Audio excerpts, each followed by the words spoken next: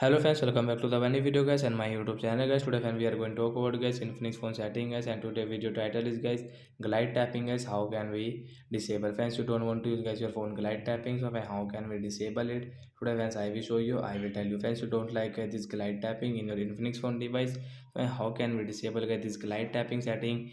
Today friends I will show you. Friends, you don't want to use, you can disable from your phone keyboard settings. So guys we will show guys our keyboard. After show keyboard guys, you can see phone setting guys, we will on it. Then guys click on guys your phone glide tapping is enabled, so guys you can disable from here. After disable guys, come back and friends you can use your normal keyboard without any glide tapping guys. So guys your glide tapping will disable guys, you cannot use it.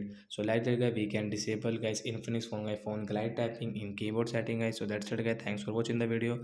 I hope friends you understood how to disable glide tapping in Infinix phone device. So bye bye guys, thanks for watching the video guys.